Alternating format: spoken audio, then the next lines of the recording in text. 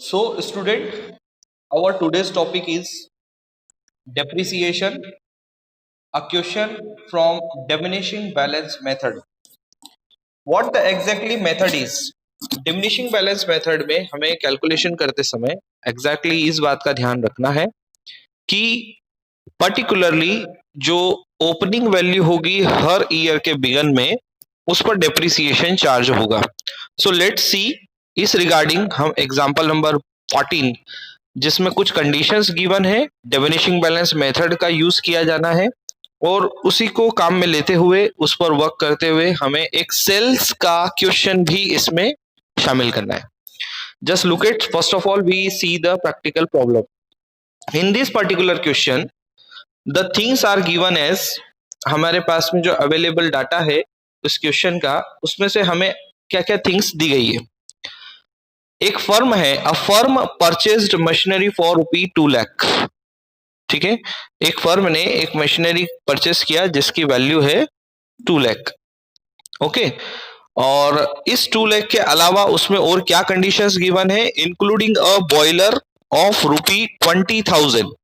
उस मशीनरी में एक बॉयलर नाम का पार्ट भी शामिल है जिसकी कीमत जो है वो 20,000 की है. तो अब यहाँ पर एक कॉमन सेंस यूज करिएगा. अगर इस बॉयलर की कीमत 20,000 है तो मशीन की रिमेनिंग वैल्यू क्या होगी, जो कि होगी 2 लाख में से 20,000 को आप अलग अभी हाल ही कर लीजिए तो आपको यहाँ पर पता लग जाएगा कि जो वैल्यू है वो है 1,80,000, 1,80,000 बची हुई मशीन की कीमत. Depreciation has been written off and credit to the machinery account by the reduction balance method. मैंने कल पहले आपसे डिस्कस किया जा चुका है कि डिमिनिशिंग बैलेंस मेथड को रिडक्शन बैलेंस मेथड भी कहा जाता है.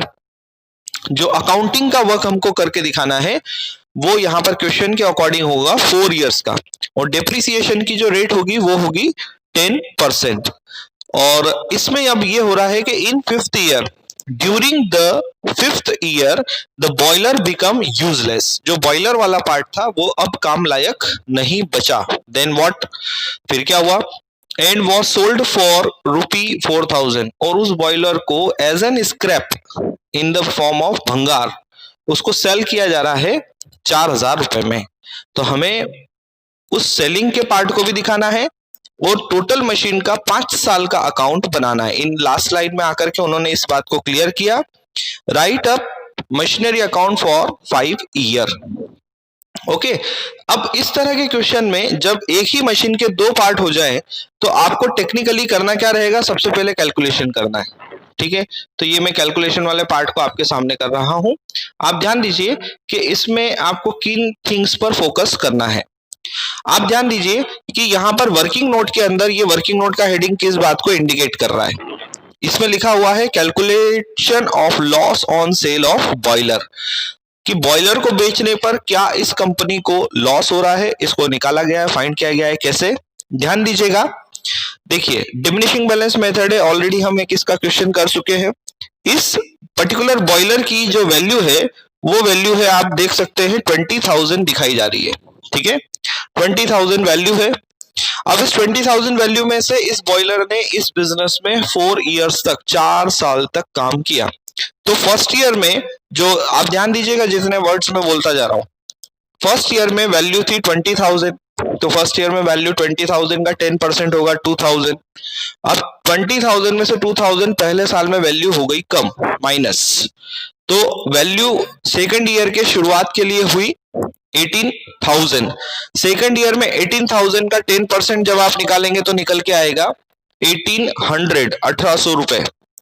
इस 1,800 को 18,000 में सेकंड ईयर में माइनस कर दीजिएगा तो वैल्यू बचेगी 16,200.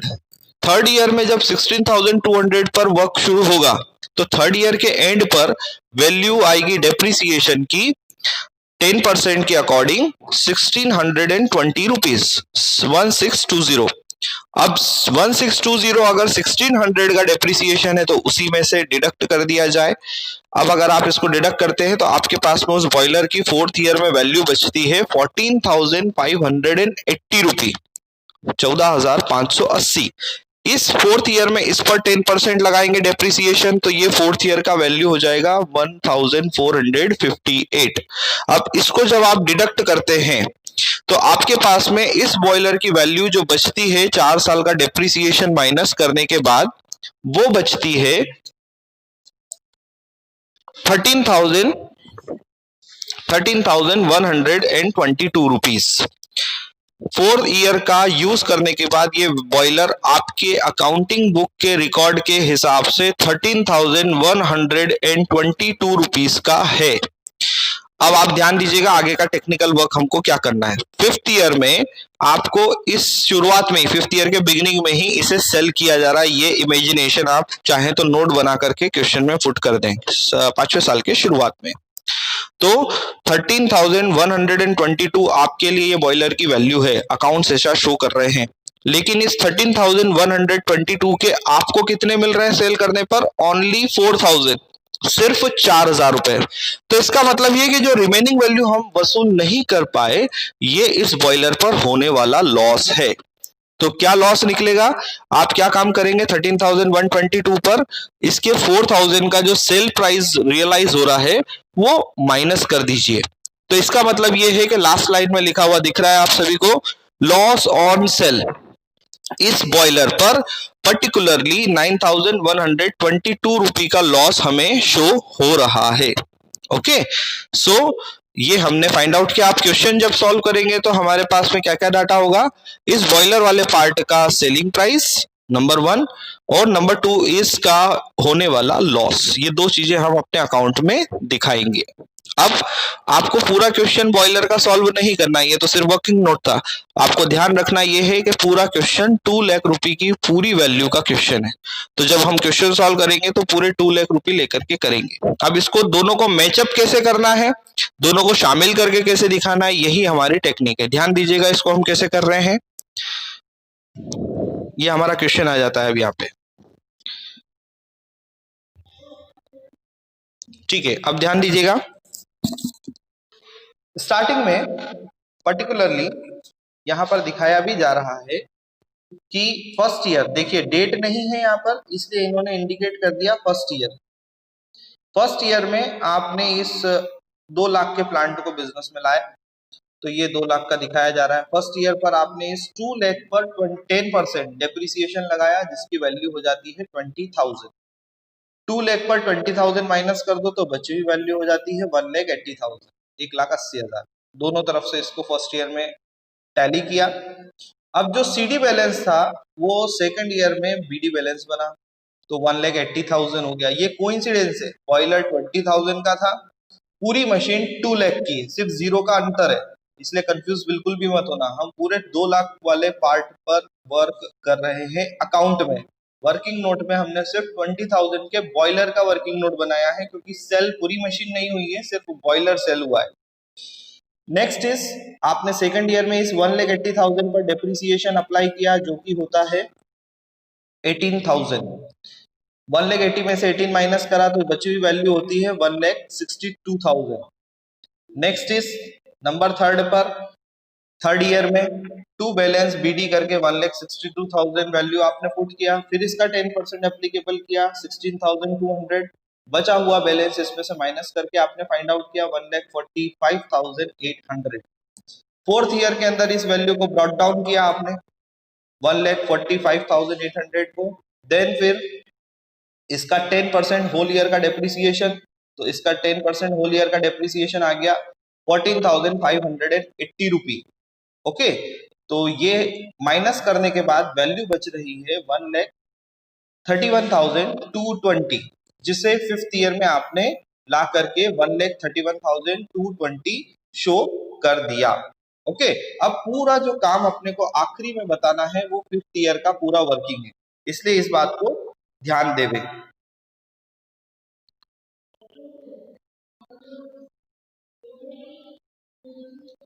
ध्यान ये देना है कि आपके पास में ओपनिंग बैलेंस इस फिफ्थ ईयर का है 1,31,200। इस वैल्यू पर आपने सबसे पहले दो अमाउंट दिखाने। क्या क्या अमाउंट दिखाने हैं? बाय साइड में बाय बैंक, और ब्रैकेट में लिखा भी है sale price of boiler. Sale price of boiler का मतलब है, देखिए कॉमन सेंस का यूज करिए, जब हम परचेस करते हैं तो टू कैश करते हैं, अब हम सेल कर रहे हैं तो बाय कैश या बाय बैंक लिख सकते हैं।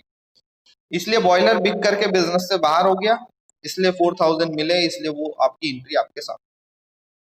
इस पर हुआ है लॉस, बॉयलर को बेचने पर हुआ है लॉस, तो 9122 रुपीज हमने यहाँ पर लॉस में शो किया।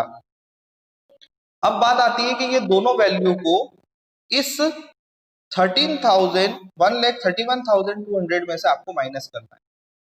मैं फिर से बोल रहा हूं, ये दोनों वैल्यू जो बिजनेस में बॉयलर से रिलेटेड थी, इसे 1,31,220 की वैल्यू में से माइनस कर दीजिए।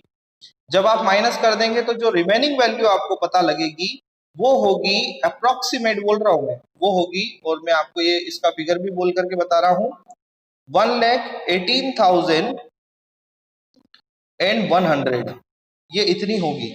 1,18,100 की बची हुई मशीन होगी बॉयलर की वैल्यू माइनस करने के बाद। अब इस वैल्यू ने तो पूरे साल भर वर्क किया, इसलिए इस वैल्यू का 10% कितना डेप्रिसिएशन हो जाएगा, 11,810। तो आप देख सकते हैं क्वेश्चन के अंदर यहाँ पर ये दिखाया जा रहा है 11,810, ठीक है, 11,810 रुपए का डेप्रिसिएशन लगेगा। अब सिर्फ कॉमन सेंस का यूज करना है कि ये डेप्रिसिएशन अगर इस वैल्यू पर फाइंड आउट हुआ है तो इसी वैल्यू में से माइनस भी करना है इस डेप्रिसिएशन को, ठीक है। अब आप जब आप ये जो कैलकुलेशन स्क्रीन पर दिख रहा है, जब आप इसे करेंगे तो आपके पास रिमेनिंग अमाउंट आ जाएगा, वो अमाउंट आ जाएगा हाउ मच, दिस वन, 1,06,288, 1,06,288। और आप एक चीज कंपेयर करेंगे, जब चारों एंट्रियों को जो बाई साइड में है इनको हमने ऐड किया तो वो उतनी निकलेगी जितना डेबिट में मेंशन किया गया है 1,31,220। और लास्ट में जो बैलेंस सीडी गलत लिखा हुआ है वहां पे बीडी, ओके, उसको करेक्ट करिएगा, बाय बैलेंस सीडी, उसको बीडी बना देंगे ईयर, यहाँ पर नेक्स्ट ईयर 6th ईयर में। तो ये था हमारा एक ऐसा क्वेश्चन डिमिनिशिंग बैलेंस का जिसमें टोटल मशीन के एक पार्ट को सेल किया जा रहा है, बाकी की मशीन अभी भी बिजनेस में वर्किंग में है। अब इस क्वेश्चन की रिगार्डिंग